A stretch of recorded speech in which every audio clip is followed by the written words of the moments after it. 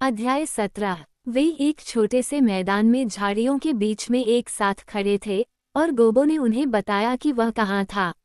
उनका मित्र खरगोश भी वहीं बैठा था। उसने विस्मय से कान उठाए, ध्यान से सुना तथा जो कुछ उसने सुना था उसे सुनकर विस्मय में पुनः कान खड़े कर लिए तथा तुरंत बाद पुनः कान खड़े कर लिए। मैगपाई एक युवा बीच के पेड़ की सबसे निचली टहनी पर बैठा हुआ हैरानी से सुन रहा है।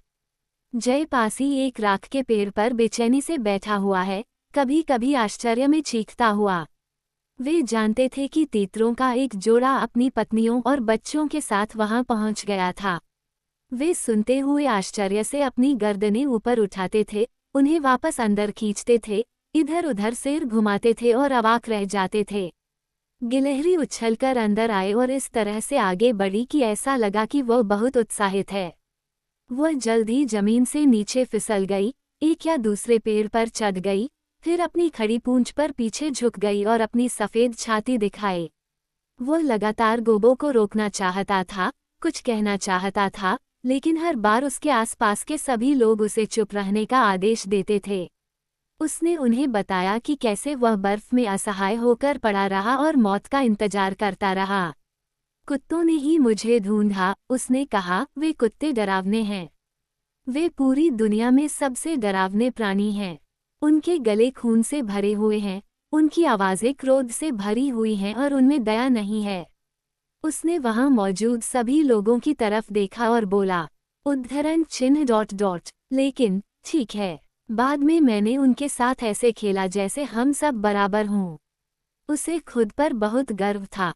उद्धरण चिन्ह ... मुझे अब उनसे डरने की ज़रूरत नहीं है क्योंकि अब हम सभी अच्छे दोस्त हैं। फिर भी जब वे गुस्सा होने लगते हैं तो मेरे सिर में धड़कन होने लगती है और मेरा दिल एकदम कठोर हो जाता है। लेकिन वे हमेशा इतने बुरे तरीके से ऐसा नहीं करते हैं और जैसा कि मैंने अभी कहा, मैं अब उनका दोस्त हूँ। लेकिन उनकी आवाज़ में इतनी शक्ति है कि यह भयानक है। वह चुप हो गया। तो फिर चलो, फालिन ने जोर दिया। गोबो ने उसकी ओर देखा। ठीक है, तब तो वे मुझे टुकड़े टुकड़े कर देते। लेकिन फिर वह आ गया। गोबो रुक गया। बाकी लोग मुश्किल से सांस ले पा रहे थे। हाँ, गोबो ने कहा। फिर वह आया। उसने कुत्तों को बुलाया और वे तुरंत शांत हो गए। उसने उन्हें फिर से बुलाया और वे उसके सामने जमीन पर निश्चल पड़े रहे। फिर उसने मुझे उठाया। मैं चिल्लाया, लेकिन उसने मुझे सहलाया। उसने मुझे धीरे से अपनी छाती पर दबाया। उसने मुझे चोट नहीं पहुंचाई और फिर वह मुझे ले गया। फालिन ने उसे बीच में टोकते हुए कहा, क्या मतलब है, तुम ही उठाकर ले गया।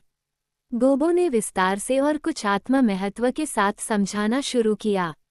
ये बहुत आसान है, बाम्बी ने बीच में कहा। गिलहरी, फालिन के बारे में सोचो, जब वह अखरोट को पकड़कर ले जाती है तो वह क्या करती है।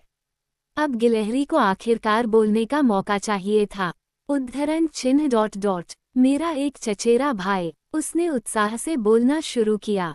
लेकिन बाकी लोगों ने तुरंत जोर देकर कहा, चुप रहो, चुप रहो, गोबो को बोलने दो। गिलहरी को चुप रहना पड़ा। वह डर गया और हैरान हो गया, अपने अगले पंजे अपनी सफ़ेद छाती पर दबा लिए और मैगपाई की ओर मुड़ा और उससे बात करने लगा। उद्धरण चिन्ह ... मैं कह रहा था, मेरा एक चचेरा भाई, लेकिन मैगपाई ने उससे मुंह मोड़ लिया। गोबो ने उन्हें अद्भुत बातें बताईं। बाहर ठंड है और तूफान गरज रहा है, लेकिन घर के अंदर उसके साथ हवा नहीं चल रही है और गर्मी जैसी गर्मी है। हच, नीलकंठ चीखा। बाहर आसमान से इतनी बारिश हो रही है कि सब कुछ पानी में डूबा हुआ है। लेकिन घर के अंदर उसके साथ बारिश की एक बूंद भी नहीं गिरती और आप सूखे रहते हैं। तीतरों ने अपनी गर्दनें ऊपर उठाईं और सिर घुमा लिया। जब बाहर हर जगह गहरी बर्फ थी, मैं अंदर था और अच्छा और गर्म था। मैं काफी गर्म भी था और उसने मुझे खाने के लिए घास, शाहबलूत, आलू, शलजम, वह सब कुछ दिया जो मैं चाह सकता था। हे, सभी ने एक स्वर में पूछा, आश्चर्यचकित, अविश्वसनीय, उत्साहित। ताज़ा, मीठा चारा, गोबो ने शांति से दोहराया और विजयी भाव से उनकी ओर देखा। गिलहरी ने अपनी आवाज़ को दबाने की कोशिश की। मेरा एक चचेरा भाई, बस चुप रहो। दूसरों ने आदेश दिया और फालिन ने गोबो से जोर देकर पूछा, उसे सर्दियों में घास और अन्य चीजें कहाँ से मिलती हैं? वह इसे उगाता है, गोबो ने जवाब दिया। वह जो चाहता है उगाता है, और जब वह चाहता है तो वह उसके लिए मौजूद होता है। फालिन ने सवाल पूछना जारी रखा, क्या तुम डरे नहीं थे, गोबो, जब भी तुम उसके साथ थे? गोबो ने खुद को बहुत होशियार समझा और मुस्कुराया। मेरे प्यारे फालिन, मुझे डर नहीं था, अब और नहीं। आखिरकार मुझे पता था कि वो मुझे चोट पहुंचाने के लिए कुछ नहीं करना चाहता था। मुझे क्यों डरना चाहिए था? आप सभी को लगता है कि वो बहुत बुरा है, लेकिन वो बुरा नहीं है। जब वो किसी को पसंद करता है, जब कोई उसके लिए कुछ करता है, तो वह अच्छा होता है।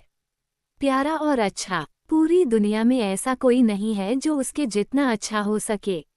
अचानक जब गोबो इस तरह बोल रहा था, एक बुजुर्ग झाड़ियों से चुपचाप निकल आया।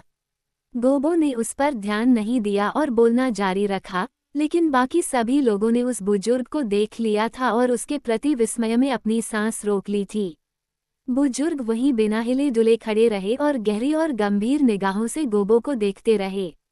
गोबो ने कहा, और यह सिर्फ वही नहीं था, यह उसके बच्चे थे, वे भी मुझसे प्यार करते थे, और उसकी पत्नी और सभी लोग भी। उन्होंने मुझे सहलाया, मुझे खाना दिया और मेरे साथ खेला। उसने बात बीच में ही रोक दी। उसने बुजुर्ग को देखा था। सब लोग चुप हो गए। फिर बुजुर्ग ने अपनी शांत और अधिकारपूर्ण आवाज में पूछा, तुम्हारी गर्दन पर वो पट्टी क्या है? सभी ने उसकी ओर देखा और पहली बार उन्हें गोबो की गर्दन के चारों ओर संकुचित और घिसे हुए बालों से बनी काली पट्टी का एहसास हुआ। गोबो ने अनिश्चितता से बुजुर्ग को उत्तर दिया, यह उस कॉलर से है जो मैंने पहना था। यह उसका कॉलर है। और हाँ, और उसका कॉलर पहनना एक बड़ा सम्मान है। वह भ्रमित हो गया और हकलाने लगा। सब चुप थे। बुजुर्ग बहुत देर तक गोबो को उदास और तीखी नज़र से देखता रहा। तुम बेचारी, उसने धीरे से कहा, फिर वह मुड़ा और चला गया।